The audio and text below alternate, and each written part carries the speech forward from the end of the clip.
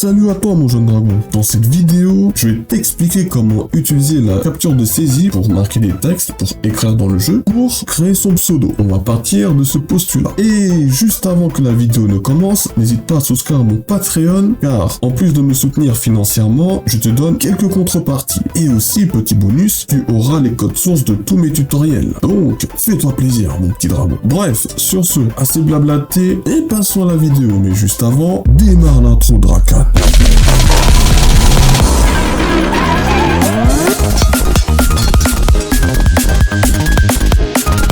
Merci pour l'intro Drakan. Alors, pour commencer ce petit tutoriel en beauté, on va choisir quelques images de fond. Dans mon cas, j'ai juste pris une image de plateau. Voilà, comme ça au moins je mettrai le pseudo en bas et au milieu je mettrai le carré pour taper son pseudo. Et tout de suite, au niveau de la liste d'objets, on va créer l'objet capture de saisie. C'est avec ça qu'on va pouvoir écrire. Et puis à côté, on va créer un autre objet texte parce que cet objet-là servira à conserver le texte que le joueur aura tapé au préalable. Tu verras, c'est ça. Puis, comme on peut le voir, que ce soit sur PC et mobile, on peut déjà marquer tout ce qu'on veut dans le petit bloc de texte. Mais on peut pas faire entrer pour valider le pseudo, etc., etc. Et je suis là pour ça, mon jeune dragon. Donc, tout de suite, sans plus attendre, on va marquer quelques conditions. Pour la version PC, on va mettre 3 conditions. La première condition, c'est on vérifie si l'objet capture de saisie n'est pas vide, en utilisant la partie texte et mettre si ce n'est pas égal à vide. Puis, deuxième condition, on va mettre que si le joueur appuie sur la touche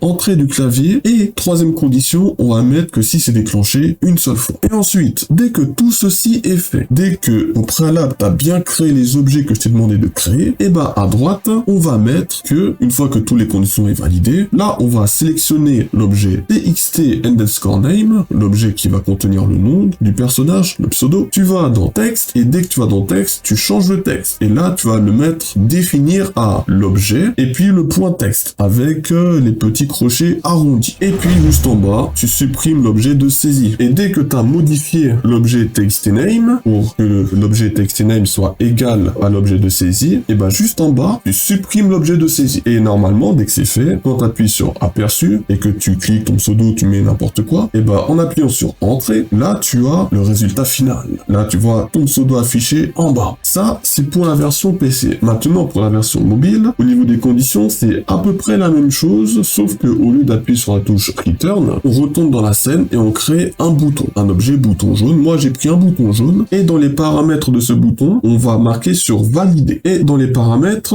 où il y a la partie texte du bouton, on va mettre valider. On va taper valider, comme ça, dès que c'est fait, le bouton aura marqué valider dessus. Et dès que c'est fait, là, dans la condition pour la version mobile, au lieu de mettre entrée, si il touche entrée, là, on va mettre que si le joueur presse sur le bouton valider. Et plus précisément, on va choisir la partie is clicked. Comme ça, au moins, ça évite de faire des conditions supplémentaires. C'est plus rapide comme ça. Et après, comme en haut, on change l'objet texte. On fait en sorte que l'objet texte est égal à la saisie qui a été saisie. Par exemple, si je mets Drakaner, ce sera égal à Drakaner. Et juste en bas, on supprime l'objet de saisie et aussi, on supprime le bouton de l'objet, le bouton valider. Parce qu'on n'en a plus besoin. Et là, normalement, la partie du jeu commence. Et puis, petit bonus de la vidéo, on va fouiller les paramètres de l'objet de saisie. Et comme tu peux le voir, on peut faire beaucoup de choses. Par exemple, il y a plusieurs types d'entrées. L'entrée qu'on a utilisée, c'est l'entrée texte, pour marquer des textes, et aussi des chiffres et tout ce que tu veux. Mais en bas, il y a aussi le text area, qui permet de marquer, mais aussi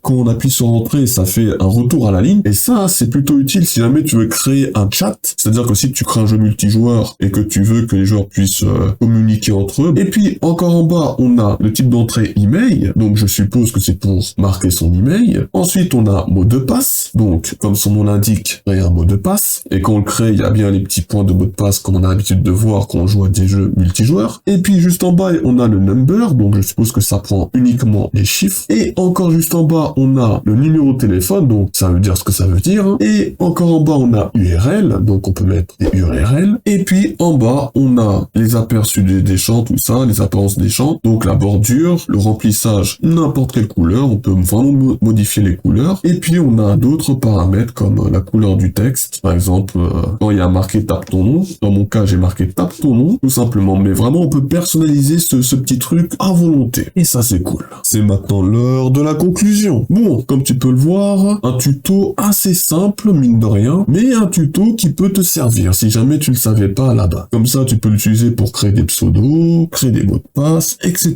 etc.